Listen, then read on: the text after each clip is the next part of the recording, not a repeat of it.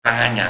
Tangannya Nabi Musa ini kalau dimasukkan di leher bajunya, dikeluarkan lagi bersinar seperti matahari, persis matahari tadi.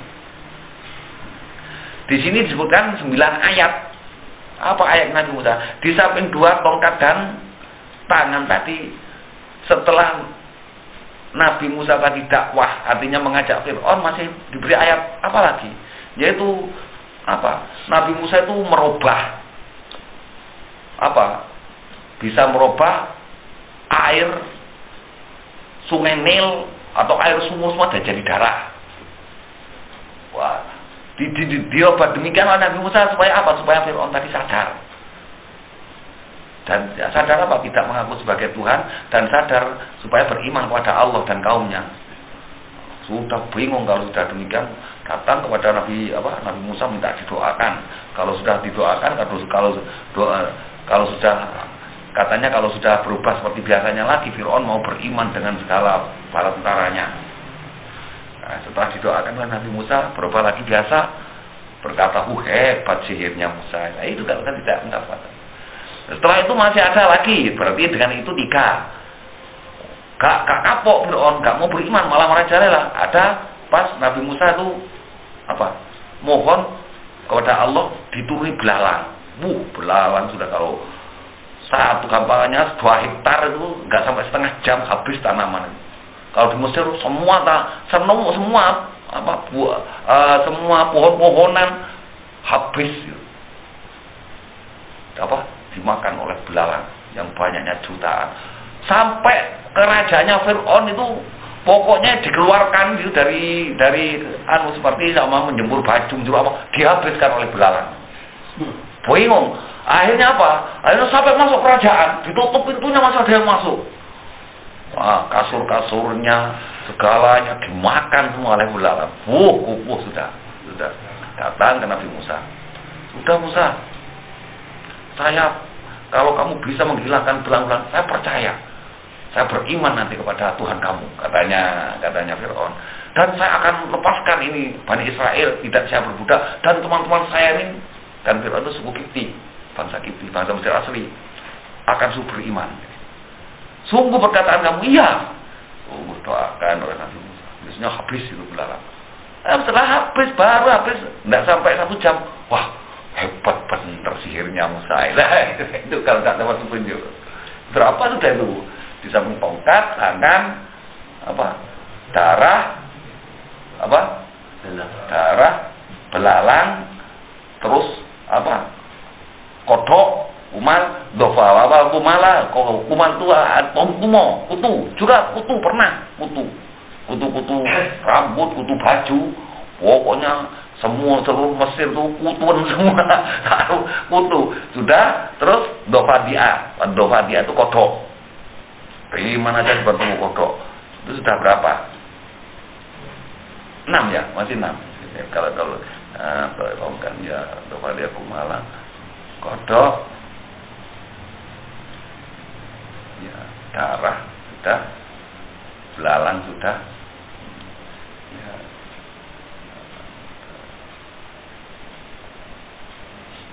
ya terus 6. Setelah itu masih ada lagi, supaya Fir'aun itu beriman. Nabi Musa masih diberi makanan manna wasalwa. Manna wasalwa. Berarti berapa sudah? Makanan manna wasalwa itu adalah makanan dari surga. Kaumnya Nabi Musa waktu itu sudah kelaparan, itu Nabi Musa itu bisa waktu itu ada makanan mana dan salwa. Masih pokok 9 masih kurang 1 banyak ayat yang diberikan kepada Nabi Musa.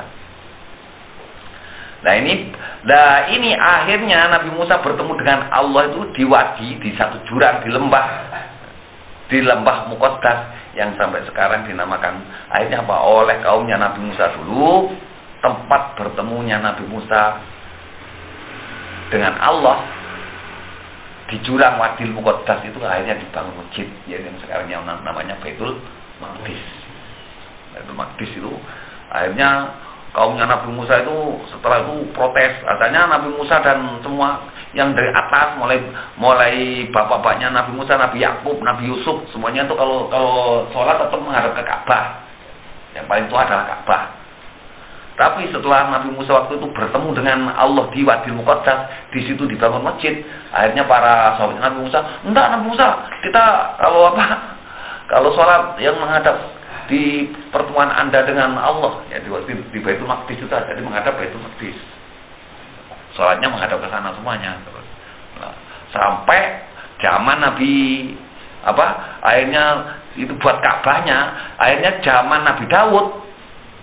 Wah, kalau masih belum dibangun, akhirnya Nabi Daud punya pemikiran ya supaya tambah yang memang jadi kiblatnya orang umat Islam Bani Israel waktu itu.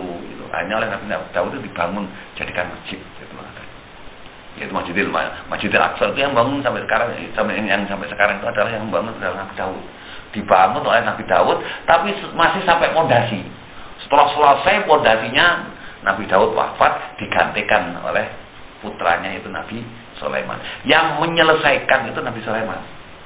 Yang menyelesaikan masjid sampai jadi, Masjidil Aqsa sampai jadi sempurna itu adalah Nabi Sulaiman. Itu bangunannya Nabi Sulaiman itu. Makanya Baitul Maqdis itu termasuk ajaib itu. Karena apa? Kalau digali kalau ke dalam makin lebar. Sampai di mana itu masjid dalamnya Masjidil Aqsa, Baitul Maqdis enggak tahu tuh. Dibom berapa kali mau dirobohkan dengan Israel itu. Enggak apa-apa. Coba masjid mana yang dibom enggak apa-apa. Berapa kali dibom itu. Digali dengan Bani Israel itu, dengan orang Yahudi supaya roboh, enggak roboh, tapi makin ditemukan lebih luas di dalamnya. Saya enggak tahu kemana itu yang bangun dulu Nabi Sulaiman. Nabi Sulaiman punya tentara golongannya jin-jin itu mungkin ya enggak tahu jin-jin yang bangun sampai di mana enggak tahu. Golongannya jin-jin setan itu kan dulu dipaksa oleh Nabi Sulaiman juga supaya ikut bangun Masjid Aqsa itu peninggalannya Nabi Sulaiman sampai sekarang. Kan berapa kali mau dihancurkan oleh Israel? Ya, alhamdulillah enggak bisa, enggak mampu. Digali, dirobohkan makin dalam, makin besar, kan repot. Makanya termasuk satu keajaiban. Dan Nabi sendiri waktu ke Madinah, ini perlu kita tahu.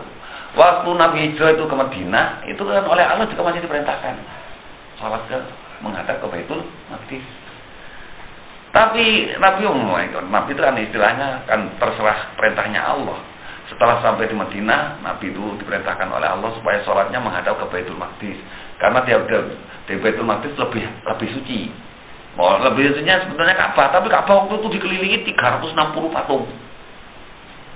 Ka'bah waktu itu sebelum dibuka oleh Nabi, dibuka oleh orang Islam, dikelilingi 360 patung. Nah, akhirnya waktu itu mungkin dengan alasan itu dan bagaimana ada Allah itu merintahkan supaya sholatnya itu menghadap ke Baitul Maqdis. Semuanya orang Yahudi banyak yang masuk Islam. Termasuk Abdullah bin Salam dan para sahabat. Juga ada orang Yahudi yang tidak mau masuk Islam karena gengsi, pendeta-pendeta Yahudi. Tapi Abdullah bin Salam itu ketuanya Yahudi Madinah, bahwa ketuanya pendeta itu langsung masuk Islam dan menjadi sahabat yang sahabatnya Nabi yang termasuk sahabat yang besar sampai akhir hayatnya. Abdullah bin Salam. Tetapi setelah 7 bulan Nabi itu gak tenang. Mulai dulu itu Ka'bah itu sholatnya itu ada di Mekah kok sekarang kan. Jadi Nabi itu waktu itu mau sholat asar itu niat mendongakkan ke atas. Maksudnya Nabi kok tidak ada perintah ya, kok tidak ada perintah supaya menghadap ke Ka'bah lagi waktu di luar kota Madinah. Nah, akhirnya waktu mau sholat asar dengan para sahabat waktu itu mau pulang dari perjalanan dengan para sahabat. Setelah sholat asar dapat 2 rakaat, malaikat Jibril datang turun, lantas Nabi itu dihadapkan ke Ka'bah lagi. Kan maka dulu di kota Madinah itu, di luar kota Madinah ada yang masjid yang namanya Masjid Qiblatain, 2 kiblat. Ya, mungkin kalau yang berangkat yang haji sudah tahu mana itu masjid kiblatain. Dikatakan masjid kiblatain karena apa? Karena kiblat dua, karena dua rakaat salat asar, 2 rakaat yang awal menghadap ke Baitul Maqdis, terus rakaat 2 yang tadi menghadap ke Ka'bah, gitu. Dua kiblat. Gitu. Nah, setelah Nabi senang memang Nabi menginginkan supaya tetap menghadap ke Ka'bah. Akhirnya tetap ke Ka'bah.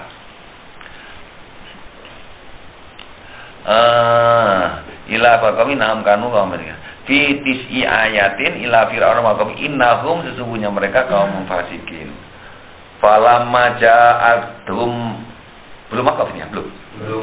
Falamma ja'adhum, maka setelah datang kepada mereka ayatuna, ayat-ayatku, mubashiratan, dengan terang. Itu setelah ayat-ayat firman-Nya Allah, setelah ayat-ayatku datang kepada Fir'aun dan semua para tentaranya dengan jelas, mereka mengatakan hada, ini sihrun, adalah sihir mubinun, yang jelas. Wajahadu, dan mereka tuh menantang bahkan biar dengan ayat-ayat tadi. Lam yukim dan makai.